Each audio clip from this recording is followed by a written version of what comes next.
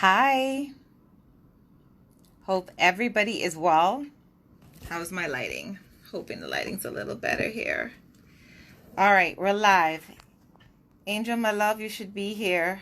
No viewers to invite yet. Share a live video.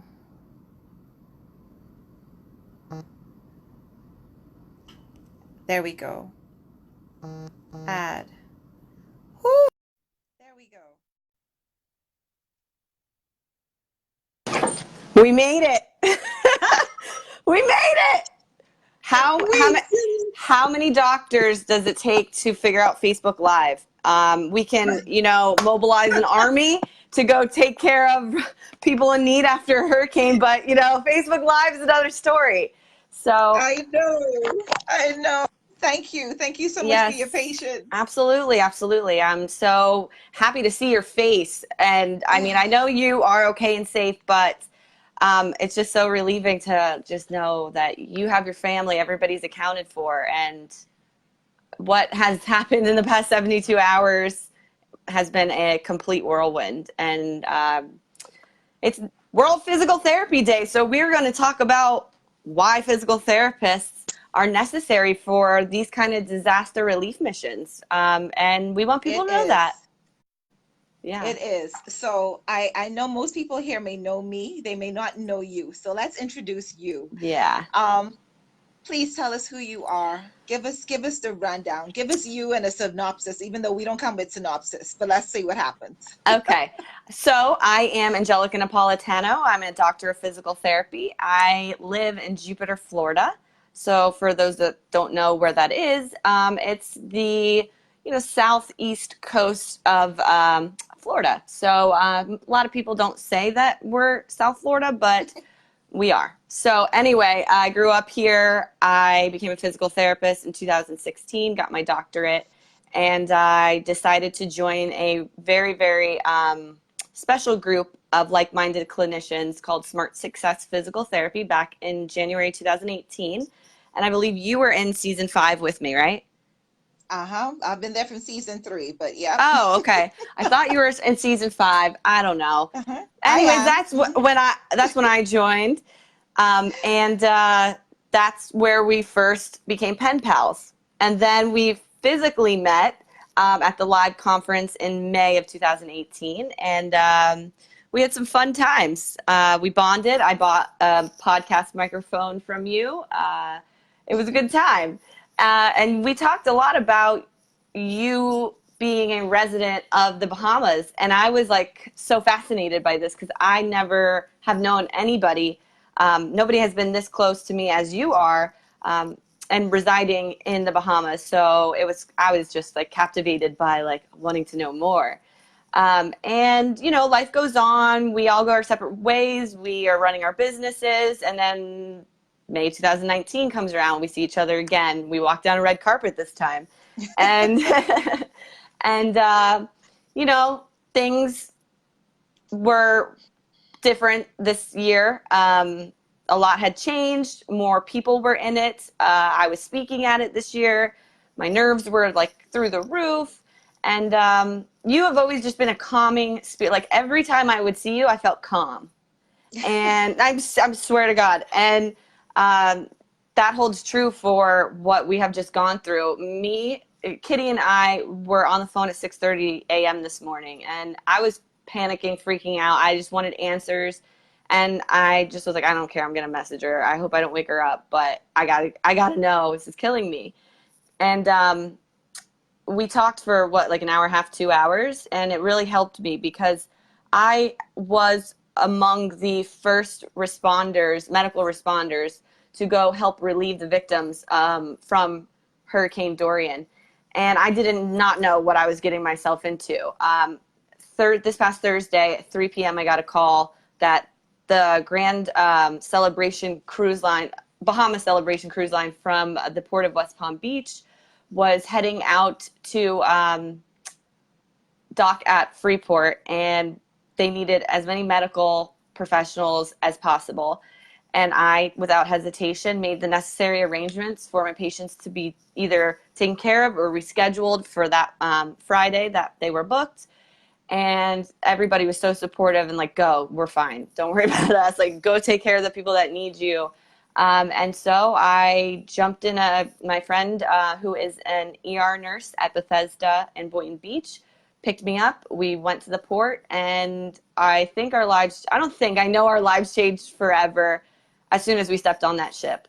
And it was really amazing to, as a physical therapist, be able to employ my skills and really help people. And when you're not really sure if you as a physical therapist have what it takes to do this. There were surgeons, ER physicians, you name it, top dogs came to help these people just as I did.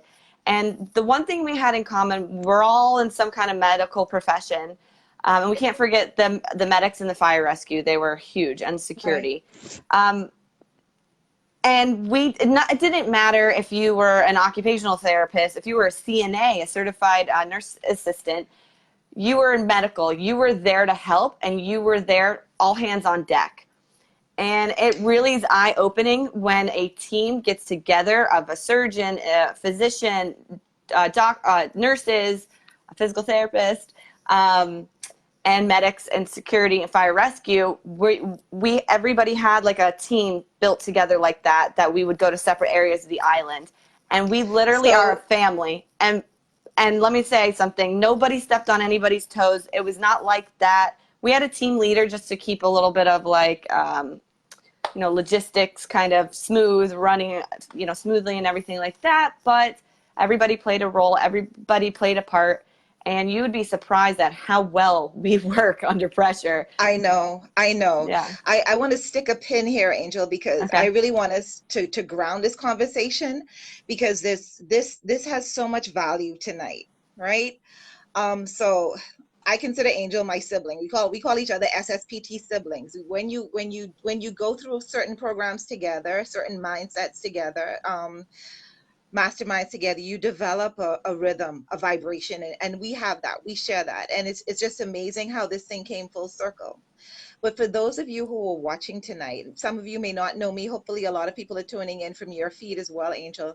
My name is Dr. Kitty Adderley. I'm a physical therapist. I'm from the Bahamas. I hold multiple roles outside of being a private practice business owner with an oncology specialty and lymphedema specialty. I actually serve as the chair for the North American and Caribbean region for the World Confederation of Physical Therapy. And so that's a big hat to wear. And sometimes it seems a bit overwhelming. This this this whole experience has really showed me just how big a hat that is. So today is World Physical Therapy Day, right? And when we went to the general meeting, we have a general meeting every 4 years for the World Confederation of Physical Therapy. And I told Angel, I said, Angel, you wouldn't believe what happened in that meeting. Japan, the country of Japan, presented a position statement where they're saying that physical therapists need to be more involved in disaster management, right? And Wow. That's preparedness. amazing. And I remember going up to the podium, because one of the things that we grappled with as a region, so just to let you know who's in the North American and Caribbean region, we have the United States, we have Canada, we have Bermuda, Bahamas, Barbados, St. Lucia, Haiti, Curacao, Trinidad, Jamaica. Please don't let me forget anybody. Suriname, Guyana, Panama. I think I covered everybody. If I didn't, forgive me. But what we do is we meet as a group every year and we talk about the issues that we have.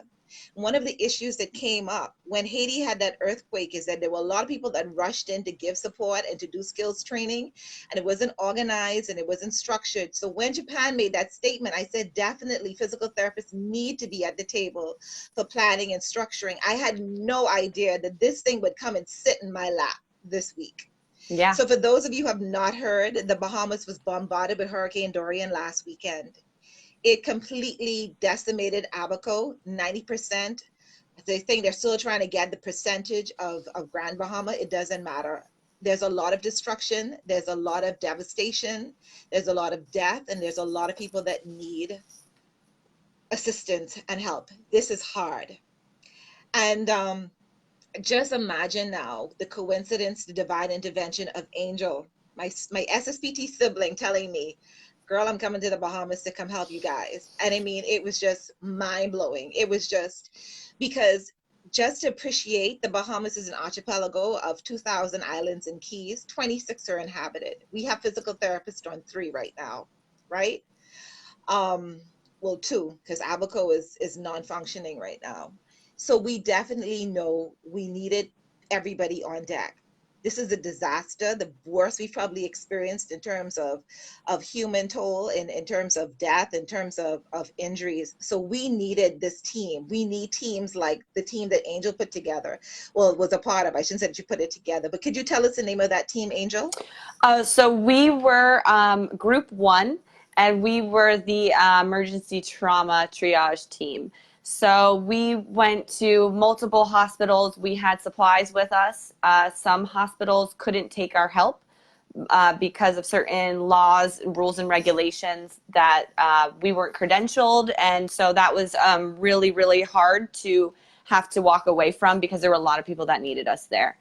And so we were talking this morning, I'm just going to digress for a minute, about how there needs to be some kind of worldwide system put in place for disaster relief missions. Definitely. For whoever comes in and is a medical professional. They have the right to treat any patient that needs medical attention immediately and under their professional opinion, how they want to treat the issue at hand, because we don't have time to spare. These people are sick. These people have been, specifically with this hurricane, over a week have been suffering without food, water, electricity. There was an enormous amount of bacteria growing in the water, in the environment, that is causing people to go into multiple organ and system failure. You're dead. I'm sorry. That is a deadly, very, very rapid and deadly bacteria to contract. And that is what happens when we have these natural disasters. That is what's happening right now in the Abacos and in Grand Bahama. There are hundreds of dead bodies scattered in the water and on the land, whatever's left of the land. And I don't want to get into detail about what is happening with that, but let's just put it this way. It is not sanitary by any means, and the smell is something I don't think you can ever imagine, and you probably never want to smell it. Because, as you know, rotting corpse is the worst smell on earth. So imagine hundreds of them, and brutally, just lost their lives in this storm. It's not a peaceful death by any means. And so, I mean, there needs to be policies and procedures in place that allow us to step in. And as Americans, as doctors from the United States of America, we are so ready and prepared, and we came over so prepared to just literally you could throw in anything at us and we were ready to take it on. And the fact that we couldn't, when we witnessed firsthand people in the ER waiting room, a lot of level 2s and 3s. So when you get triaged, you go by level 1, 2, 3, 4, 5. 5 being the least sick or the least injured. So they would have let us take on 5s, but our skill is way too advanced, and we were way too prepared to take that on. And they didn't even have any 5s in that hospital. Everybody was 2s and 3s and needed medical attention so fast. And walking away from that was really hard, really hard. So I do know stories of things that happened that were less than ideal after we left. So that's the reason why we need these policies and procedures that allow us to. I know. I'm sorry, I digress, Amy, but go ahead. No, you're not digressing, because this is what we're talking about. We're talking about our role in disaster preparedness. Because we're physical therapists, we have a very unique viewpoint. We work from anywhere from acute to palliative. Good. So we understand the full spectrum of wellness. Yep. We understand the full spectrum of health. So we have a lot to offer. And just listening to you speak here, you have a lot now to share, right? Amy is talking about international Good Samaritan laws, and the Samaritan law applies if anybody goes into a cardiovascular arrest or a heart attack for most parts, and you have to apply CPR. Once you're CPR trained and certified, the International Good Samaritan, the Samaritan law applies that if you are injured, if we crack a rib in trying to save your life, you can't sue Yeah. us, because I think that's one of the things that came out, right? Yeah. I saw some briefing where they said, we don't want them to be treated because we don't want to be sued. I'm sorry, but if you're dying and somebody has Yeah. a chance to help, so we have Sue a me, lot sue to. me. I will fight that. Yeah, that's not going to happen. And that's not going to happen. But these are the fears that are holding doctors back. I personally Yeah. would have done it. I honestly would have. I would have. So, but go ahead. So no, so seriously, I just want us to really explore this. And so like I know some people who are non-physios. I see some of my friends here who are non-physios sitting here watching this. So obviously this is interesting to them. A lot of people might say, you're just a physical therapist. What do you have to offer in a disaster mode, right? I think a lot of people do not understand, even our own medical professional colleagues do not understand the level, our level of assessment Absolutely. skills and evaluation skills, right? Oh, yeah. Our fellow physical therapists in the United States Army, they run full onto the battlefield and they manage.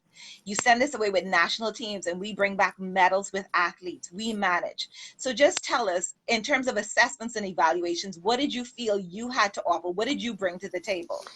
Well, as a physical therapist, a doctor of physical therapy, uh, we are put through a curriculum that teaches us basically everything a medical doctor knows within 3 years' time. And we, like you were saying earlier, specialize throughout every setting. So we learn assessment, evaluation assessment screens for every single population condition, and we go into depth, differential diagnosis. And a real big fear that I had boarding the ship, but I didn't let it hold me back because I knew I had the skill and I didn't give a crap what anybody thought, that I was a physical therapist and I have no right being there, but nobody thought that at all. And so that was a fear of mine. Although I had the confidence and I knew I had the skill as a practitioner through what my training and my knowledge base, and the value my degree holds and passing boards holds, I knew that I could go in there and I could save lives. And so that's all that really mattered to me. I didn't care what anybody else thought, but that's not what everybody else thinks. And I was the only physical therapist on board. And so that's cool in a way. But I want to see more of us next time. I want to see occupational therapists. I want to see those type of therapeutic services and rehabilitation services employed to help natural disasters like this, because we have the skill. So let me give you an example. There were long, long lines of people waiting for hours to board the ship to be evacuated and come back to the port of West Palm. And you can imagine a lot of just basic first aid, like heat exhaustion, dehydration. That's 101. As a CNA knows how to treat that, right? I mean, Yes, yes. so this is not rocket science. They had surgeons to do surgery. Physicians don't necessarily do surgery. If we got a surgeon, we're going to put that surgeon in the surgery spot. Right. If we have an ER physician and there's a trauma that comes in, the surgeon and the ER physician are going to come together. The nurses, everybody knows their spot. But as a physical therapist, I'm not going to do surgery, but I have the ability to look at that patient and understand one triage level of triage. That is huge. That is huge because that is life dependent. If I put Yes. somebody in front of somebody that's not necessarily the right order, I could cause a life to be lost. So you have to be very smart and kind of just common sense when it comes to that. We have that ability. What do you know? If somebody sprains an ankle running or standing in the hot sun, and whatever the case may be, maybe they have hypermobility, which is too much mobility in the ankle, and they kind of move one way and the ankle sprains. That's not a major freaking issue, but we're going to take care of it. But there were people in line passed out and just having seizures and things like that, that we could take you to the side and we can get you stable. We can medically stabilize you and make sure you're okay to board the ship and go on with your life and be healthy and get off and start your new life, because that's really what we came there to do, was to bring that medical relief, to make sure people were safe, make sure people were getting out and seeing their families back in West Palm, because there are a ton of people that boarded our ship that have family members back here. And Definitely. and so the family members rallied together and got these people over back to West Palm, and are taking in tens of, like 10 people at a time. And I even said to you, because there's hurricanes forming, or said to be, we don't ever know. Right now. They could go to Texas, or they could go to New York. We don't know, but there's shit coming. So I'm just over it. This was just insane what had happened just with Dorian. But the time is now. Why are we not prepared? And why are we still in 2019 having these issues and struggles? And why are we doubting other medical professionals and causing doubt within ourselves for other people to believe that we're necessary?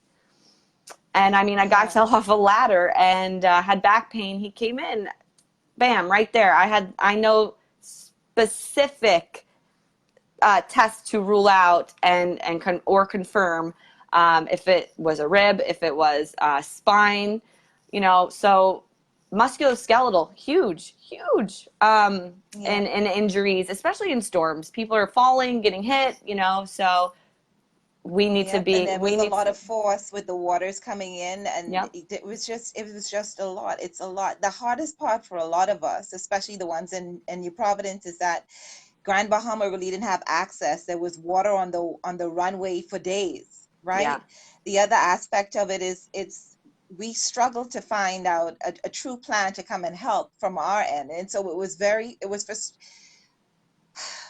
frustrating. This has been a very rough week.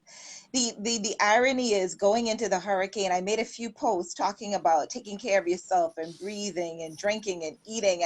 And I'm just like, I had no idea the storm was going to be this way. I mean, I heard one news station say that, we go to category 5, that's the maximum. But at this point, we need to go above a 5. Dorian was a 6. We had, I think they said, wind gusts to 224 miles per hour. So just imagine just being hit with something like that. I know in Abaco, there was a traumatic amputation of an arm. It was a lot. It was a whole lot. And we just didn't know what to do. We saw a volunteer list coming out for medical volunteers probably 2 or 3 days ago. I don't know if it was out sooner.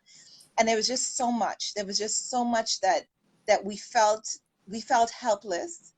And we need to change this. And I really commend Japan for standing up to the table when we were at our general meeting to say, look, we need to do this. We need to make sure that physical therapists are there, that we're there. We have a broad view of what's happening, what's going to happen. We're going to be dealing with these people, like Janet said, like my good friend Janet says, that we're in dire need right now. And so we need to be able to communicate that we're here for them. And the red tape. Don't let me tell you about the red tape. Who said that, Martin? I can tell you. NEMA and the U.S. Coast Guard, they probably have my number blocked right now, because I was straight calling them. My brother was stuck in Abaco until Thursday, and we were trying to get everything we could get to get them out of there. And not just because he's my brother, but that was the impetus. But there were like almost 200 people stuck in Spring City that nobody knew how to get to them because the roads were submerged, the trees were down, and it was just frustrating. It's awful. I'm digressing. It's okay. I took a little while to get on the feed. I've got to just say something really quick to the medical team that was on the ship with me. We are a family now. We are in works of putting together more missions to go out there in the Bahamas, because we're not done yet. There's still so much to be done, and so many people stuck. They can't get out. It's dangerous to have people fly in their private planes because they aren't being on the air traffic control. They're not being seen. So we can have those disasters and cause more deaths. So people really need to cooperate And the government really needs to come through, the American government and the Bahamian, to work together, because we are a team. We are Well, humans in the it's end, and we want to help you guys so bad, and we have been, and we've been getting killed and unfortunately, or hurt in the process. So we can't have that happen. We can't. you We've know, and got I know I really want to take the time out to really say I know this is overwhelming. The Bahamas has never experienced anything like this with this level of loss and destruction. And I know our administration is struggling with it, but I do not want to take anything from those on the ground who have been on the ground working. We have medical professionals, our Bahamian medical professionals. I know they are stretched to the max. We have people oh that have yeah, not seen their families. We have doctors and nurses. I know I have some colleagues that are down at the receiving center at Odyssey. They're doing the screenings. We're making sure our diabetics are okay. People with hypertension are okay. And that's just the thing. We have a high population of comorbidities. We know that almost every population has, but the Bahamas has some unique numbers when it comes to diabetes and hypertension. And these are people that did not have access to their medication and did not have access to monitoring probably the way they should. So these are now people that are even more high risk. So our medical professionals are working above and beyond. So I know we need the help. We will need the help. And I want to say hats off. We love the Bahamian medical professional team that's been on the ground, that's been working hard. We appreciate everything that you're doing. absolutely. My sister-in-law was one of them. But if we can find ways to create what do they call it, memorandums of understandings or contracts or whatever we need to get the assistance. And it's not just the Americans. I mean, you guys are close, thank God. But I know there are other people that have been reaching out to me saying that they want to help from other countries, other Caribbean countries. Like you said, we need to work on policies and procedures so that when disasters happen, we have these things in place and we're not trying to figure out as it goes, right? Does happen the day before, because if you don't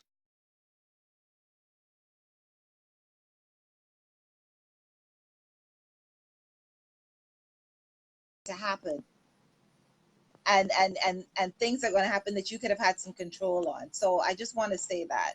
But Yeah. yeah, so And I want to just point out, like, it was eye opening to me. Nobody else but me. I mean, maybe in other groups, but for the most part, I talked to every medical professional that was there and got to know them.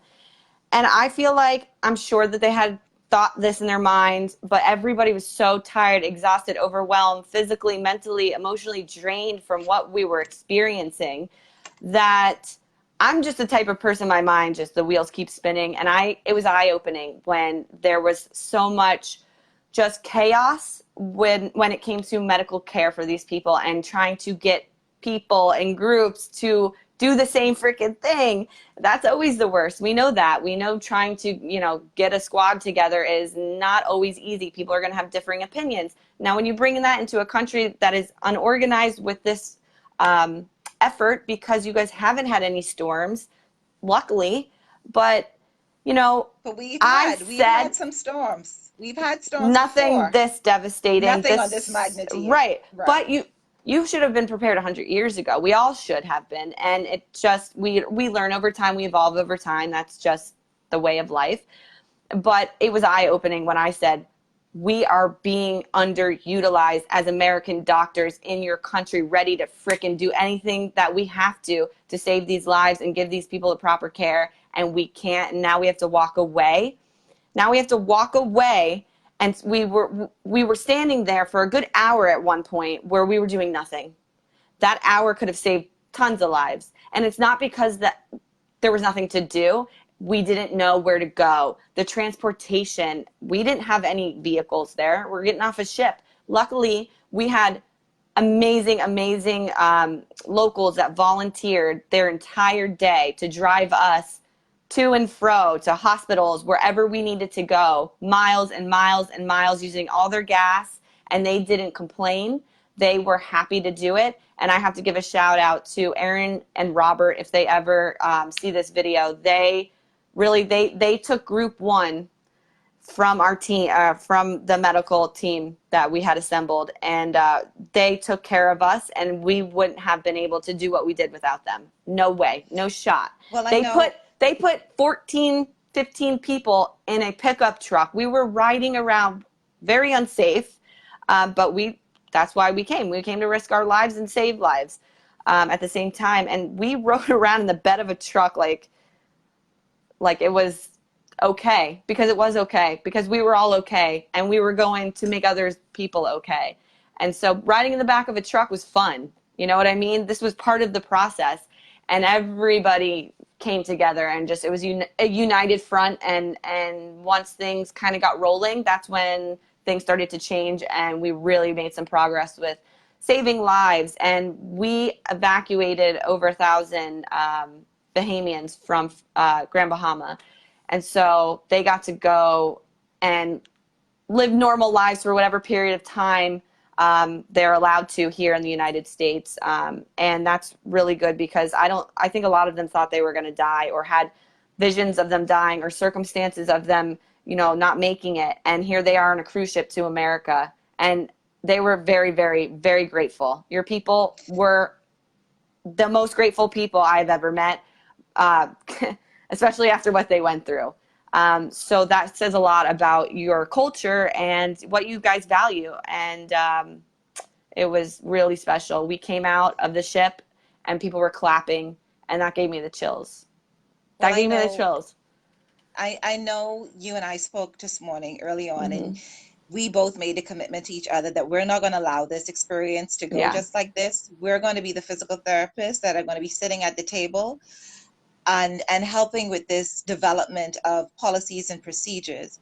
I think one of the most blatant things that came out was lack of communication in many, many ways, right? Like we struggle to get good information from administration and from the islands because we had serious infrastructural breaches. I mean, our telecommunication companies, they took a blow, right? But when the information started coming, when the communication was reestablished, we still struggled because we didn't seem to get it. Didn't come from one source. Um, it didn't seem to be structured. And I want to ask this. I don't know if you would know, but when Group One came, was there communication with our administration and our Ministry of Health to let them know that you were coming? Did you have a point person? There was no communication like that. So that might have been the challenge of why things Yeah. didn't go as Oh, seamless as this. So, that's one of the this is the biggest thing, one of things. the Yeah. things. Yeah, that's what we need to do. We need to make sure we identify point people. So the next time we have groups like Group One coming, you don't just come sailing in and when you do get here, we want to make sure that we can utilize you to the max. And Put us to work. again, And the night we get in, we don't have mhm, time to spare. And we were ready to do that. But I want to just note something as well here.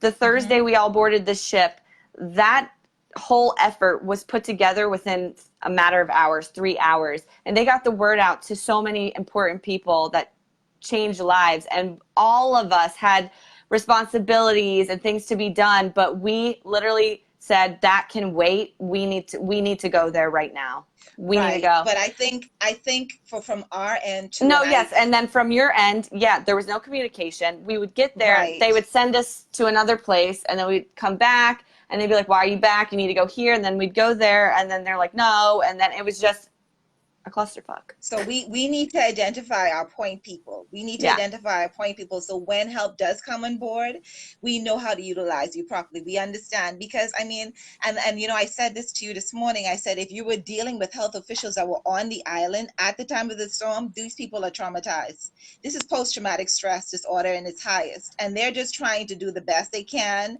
after getting bombarded. It's not that I'm making excuses, but this is the No, reality of the it's situation. I true. just think if we had like and this is something that I've learned with disaster preparedness, you need to have designated shifts. You need to say, okay, everybody can't be on the floor at one time. Who's going to take the first shift and who's going to sleep and then take the second shift so the first shift could sleep.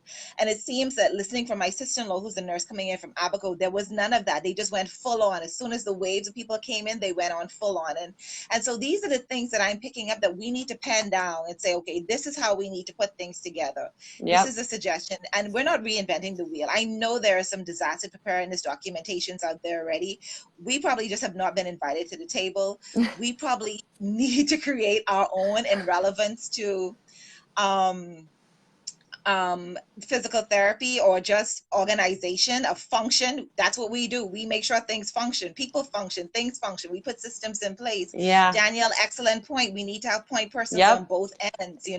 We appreciate the help, but if you don't tell us the help is coming, we don't know what to do, and we don't know who you are. And I can understand them saying, we don't know your credentials. Where, if there's a bank of like, if group one now sends their volunteer list and they send their people who are credentialed, we know who we have touching. And then the other thing is too, that we have to make sure that we're holding up our immigration laws and our immigration status. Yes, it's disaster mode, but Haiti can tell you the stories of people that have come and treated, and the issues that are left afterwards, where they've done training programs, right, to train lay people to do physical therapy skill sets. And now No, these you lay can't learn people are what we saying, know but this is what in a happens. This training is what group, right? happens. I'll Yeah. tell you, after the earthquake, my colleagues, my physical therapy colleagues in Haiti are saying that they have people that have been trained by some of these organizations that have come in, and these people now assume that they're physical therapists, and they're advertising because they have had the backing of these companies while they were their organizations, while they're volunteering.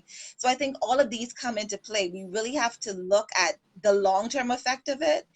And I just wish we had done this sooner, so we could have utilized group one to the maximum. And definitely, if and when group one comes back again, we're going to have things in place. And we just need to have a good system. And And the that's it. relevance of mhm, the And it relevance of needs to be physical therapy universal is so across the indeed. board. It can't Exactly. be the Exactly. Caribbean is this and the western side of, the world is this. No, Right.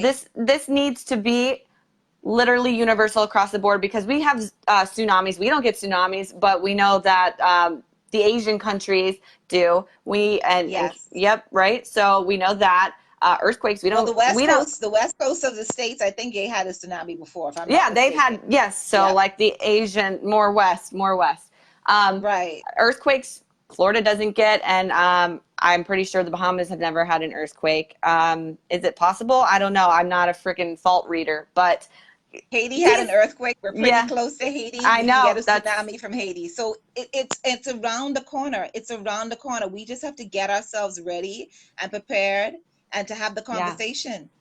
And I want people to realize that your government is they had to go back to work that day. They didn't have time to spare to grieve over what had happened to them personally surviving the storm, and so they Right. have to go through that and trying to do the right thing for their country, and that is very hard to do. So when we point fingers and we blame others, we all dropped the ball at some point here.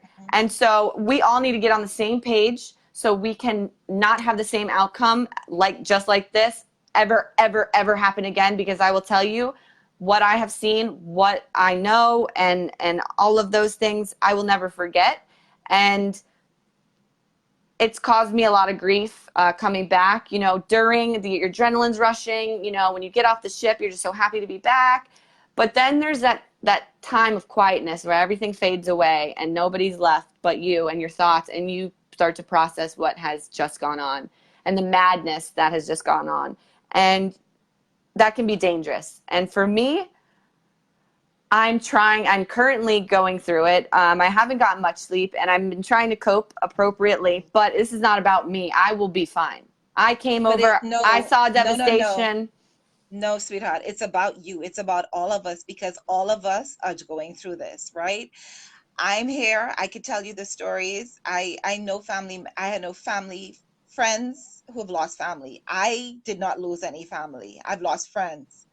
But I've like at one point you feared that you might have, right? I couldn't hear from my brother. I didn't hear from my brother for 3 days, 4 days. It were the hardest days of my life.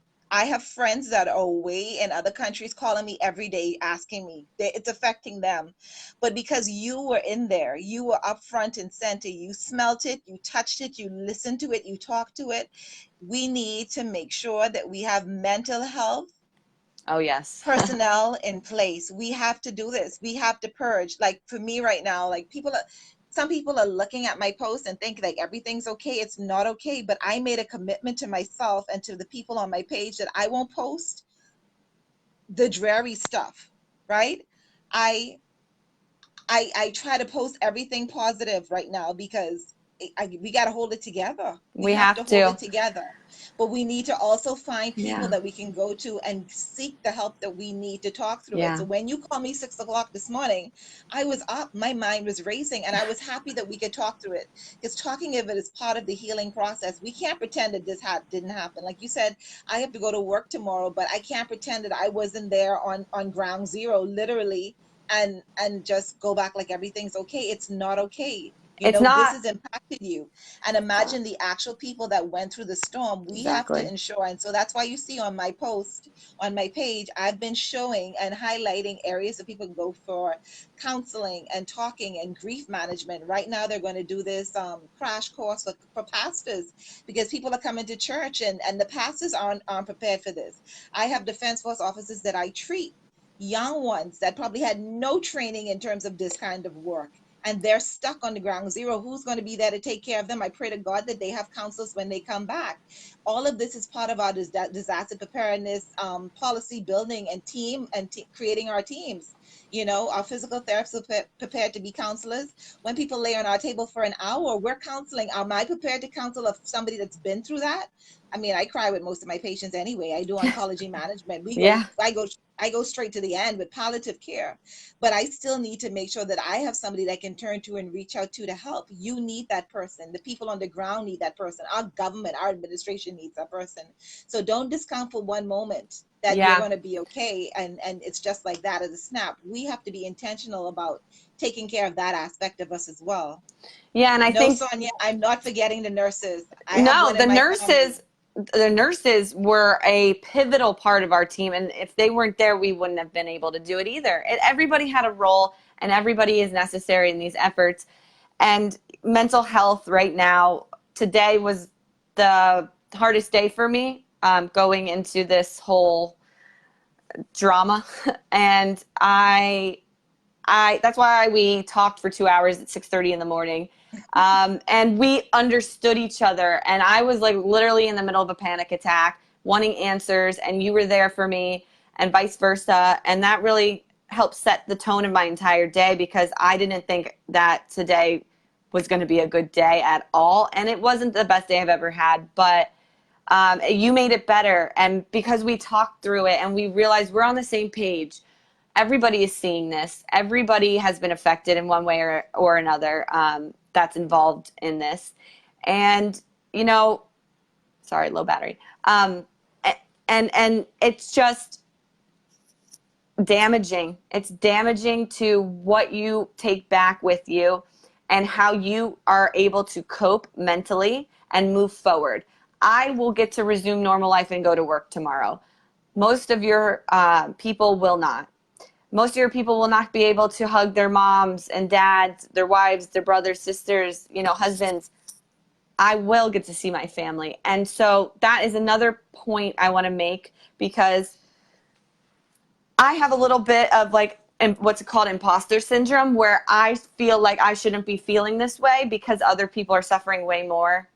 Um, but like you said, you can't discount what you saw, what you did, and just this was my first time ever doing a relief mission trip, and it was a last minute. And hurricane comes, you never know what the season's going to bring, and so there's zero warning that you're literally in a couple hours going to be on a ship on your way to a disaster relief area that is just unrecognizable. The people aren't able to communicate to you because they are still in shock, and they can't tell you what's wrong because the trauma that they just endured, for one, going through the storm, and then two, the aftermath of surviving without any relief coming their way for over a week, is traumatizing. These people were literally like, I don't care at this point, and that's not good. We need to be able to get in there faster, because why we got there and started doing stuff Friday when the storm hit the Friday before, and I know it didn't move for a while, but I can't say enough about what the Bahamas Celebration Cruise Line did. The CEO gave everybody free room and board, free meals, for everybody that volunteered on the way there, on the way back, and then of course the evacuees. And they literally took command like it was they've done this a million times, and that impressed the hell out of me. That was amazing. They really, really went out of their way to help everybody in that situation, and we were able to save a lot of lives. So that was the best thing that came out of our that's not the best thing. The best thing is understanding and creating an awareness to these procedures and policies that we're gonna get in place so we don't have this happen again. So there's several good things that come out of these bad times as well, guys, and that's really important to notice. But don't ever discount your efforts and what happened to you while you were away in a foreign country trying to help. Those people are suffering too. Be strong for them as much as possible. But when you come back, do yourself a favor and get some self-love and talk to people. I reached out to friends. I recently went to Green Turtle, which is part of the Abacos, for 4th of July. We had the time of our lives. The Bahamians were so friendly to us. We were respectful back.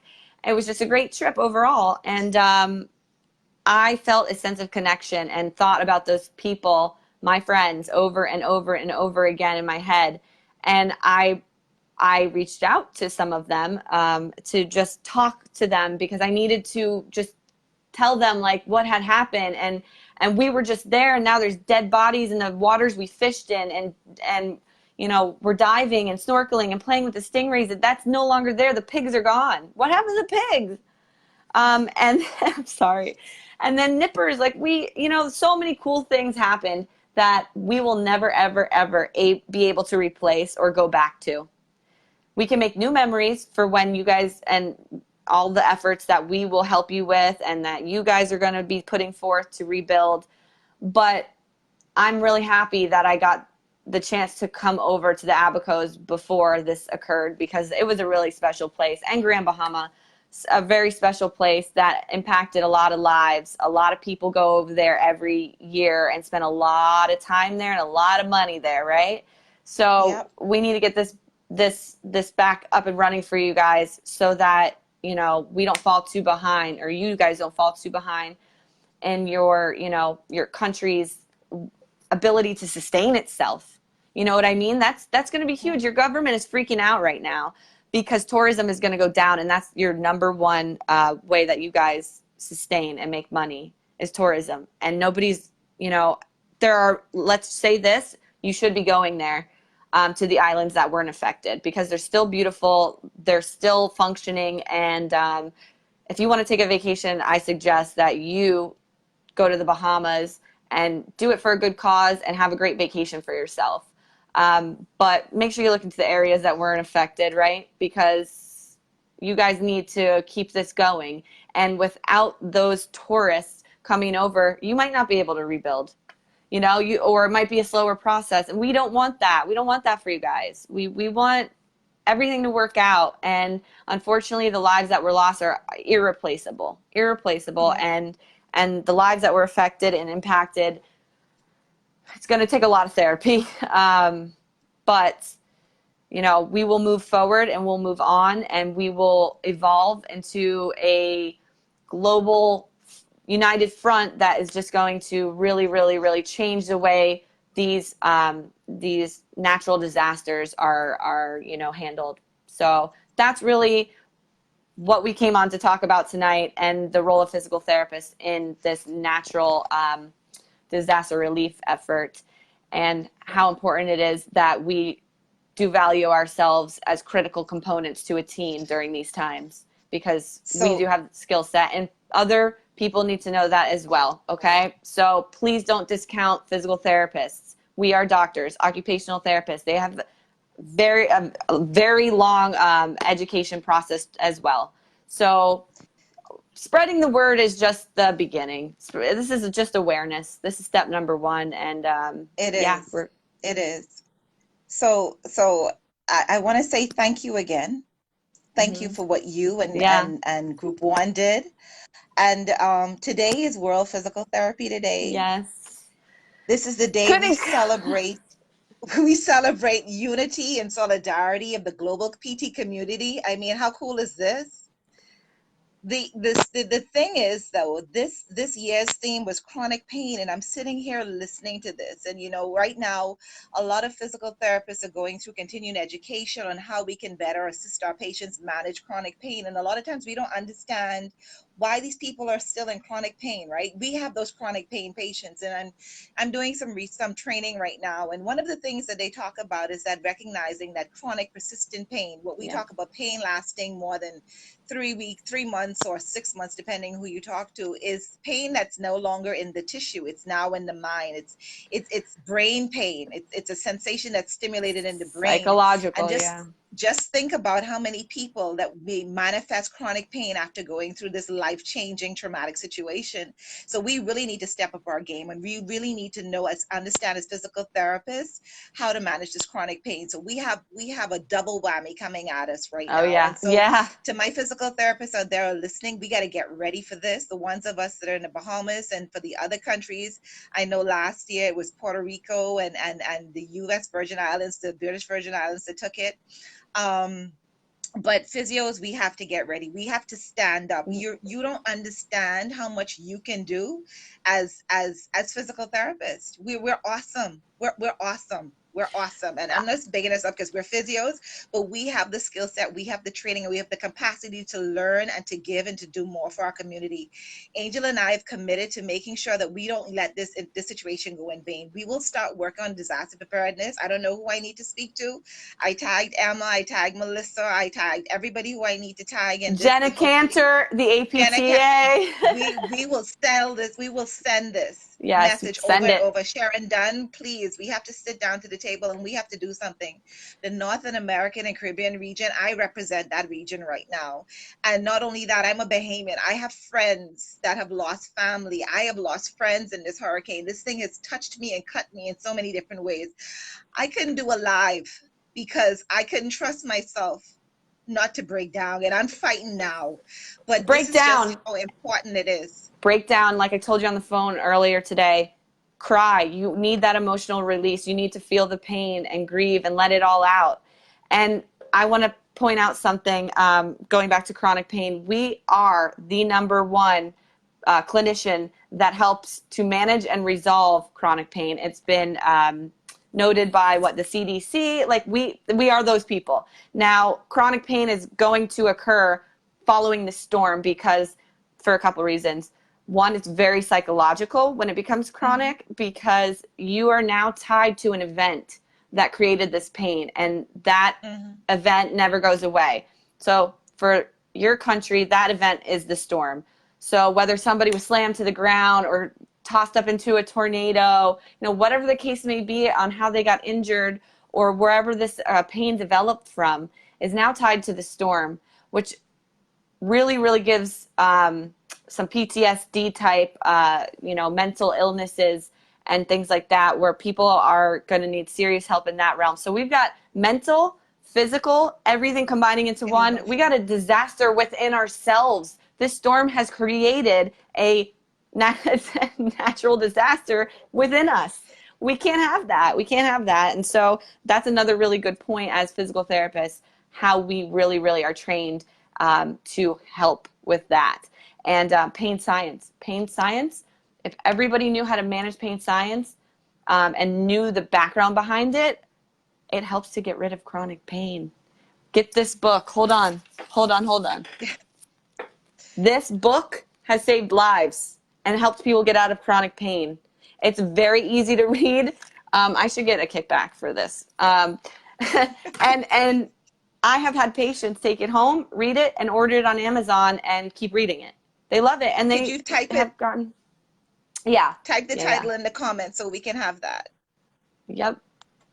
And Adrian Lowe is the physical therapist who wrote this book, Why Do I Hurt? And he has a ton of YouTube things, this book. He's very credible. So if you do go on YouTube and you look at his stuff, that is credible resource and knowledgeable information that is not you trying to self-diagnose yourself on WebMD and do those types of things that are frowned upon. Awesome. I'm Because we writing it need we in. need to provide the tools. We need to provide the Yep. tools. So I know you have work tomorrow and it's getting late, and I just want to be respectful of your time. Um, Anybody who has any comments, anything you want to talk about, try and write it down in the comments. We'll get back to this. We'll probably do more and more Oh yeah, we're not going of these. anywhere.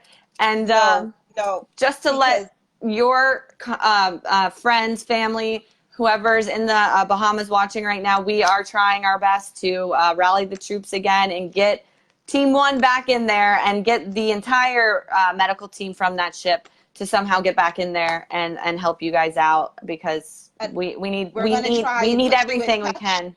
Yeah. We're going to try and put you in touch with the people to make this thing flow properly again, because this is an awesome Yes. endeavor and we don't want to let this go. For the PTs in the group, I'm also going to put the link of that motion that Japan put forward in the Yes. chat, so you can see what we're talking about and where we plan to go with this. I don't know if Japan has started yet, but I know definitely we're going to start in our neck of the woods. Um, and like, I know I have non-PTs here. I have patients, I have friends, I have family members watching. Please, I want you to talk about it. We want to create a safe Yes. space. There are things that we probably won't even touch or think of from your point of view, and we don't want to discredit and discount that. This post was definitely to big up the physical therapist today for World PT Day, to big up World One, Group One for coming over to the Bahamas, to bring awareness and recognition to the role of physical therapy and disaster preparedness, to bring the awareness to the Yeah. Bahamas, Grand Bahama and Abaca, for what it's gone through. But by no means it's limited to that. So please, whatever you want to contribute, feel free to do that. Um, I am here. Everybody knows how to reach me. Angel, if you could put your contacts in there as well, tag Yep. yourself so we can reach Yep. you. You're I'll close, do you're it. in Florida. If somebody wants to slip over and see you, she's a fantastic golf physical therapist. If you know any golfers that need some help, that is her specialty. You see how vast we are? Angel specializes in making your golf game awesome. How cool Yet is I that? can come to a natural disaster area and just kill it over there as well. So I'm very versatile. We are versatile as physical therapists, which is awesome, which is amazing. And I want to thank you for having me on and just talking me out of a little bit of a panic and just calmed me down today, because we do need to talk about these things, guys. We need to bring attention to the things people aren't talking about because they're scared of. This is not us pointing fingers, and I'm pretty sure everybody got that same feeling. We want to have everybody on the same page. We, like I said earlier, dropped the ball. We all dropped the ball in one way or another. And so let's not let that happen again. And let's save lives for the next time something like this comes our way, because we can't have this again. It's horrifying. So we need everything that we can possibly get. Make donations. I heard, and you can confirm this better than I can, that they'd rather have financial donations rather than supplies being sent over right now, because supplies are being redundant at this point, and it's really the money that we need, or that you guys need right now. Right. Part of the reason is that because there's so much damage to infrastructure and because of the contamination of the Yep. disaster and Drop unrecovered bodies, drop we that need. caption that you gave me earlier today when I had all those million questions and you gave that to me. It really helped me to understand, so that I could tell other Okay. people and educate other people, because it made sense. And Right. that helped me understand it. And yeah, definitely drop that in here, because that's a valuable resource that people need to be reading and understanding, because so many people are asking questions on my local pages in Jupiter. Well, why did you cancel your cruise ship back? Because we were supposed to go back. There's no natural disaster, seas are open. And it's like, there's a lot of logistics that go into it and people don't understand. Right. So Right. let's just not point fingers and ask questions, and just kind of put our business where it doesn't belong for now, and just let everybody do their thing, because we're going to come out of this better and stronger. So thank you for having me on. You're most welcome. So, Heather and Millie and Danielle say they were on board with coming on the team for preparedness. Heather, we'll get the name of the book to you. Danielle will definitely talk about survivor guilt, and we're going to talk about post-traumatic stress disorder. We're going to talk about early mediation and management of pain for our patients. So hopefully we don't have a lot of chronic pain patients after this. We definitely need to make sure we do that. Tanya Hall is on. She's a physician friend of mine. Hi, Tanya. Roshan, everybody who tuned in, and Tanea Physios, all of you that stayed the course. Stephanie, thank you. Claire, all the way, well, I call all the way from Australia, but she's in Texas still for right now. Everybody who has been on, please share this. Share Yes, this so we can please. have more people engaged in the conversation. We can bring awareness. Happy Physical Therapy Day to everybody. I just hope that you have a fantastic week. Remember us as we move forward, and everybody have a fantastic night. The conversation will continue, and Yes. just keep reaching out. So good Yes. night, Dr. Kitty Adderley from Nassau, Bahamas, and Dr. Angela. I'm Angelica gonna call you Angel. Napolitano. And you can I call just me love Angel. You can call Angel. me whatever you I love want at this Angel. point. But she's going to leave her contacts. Thank you so much for joining us. Have a Yes. great night, everybody. God bless. Bye.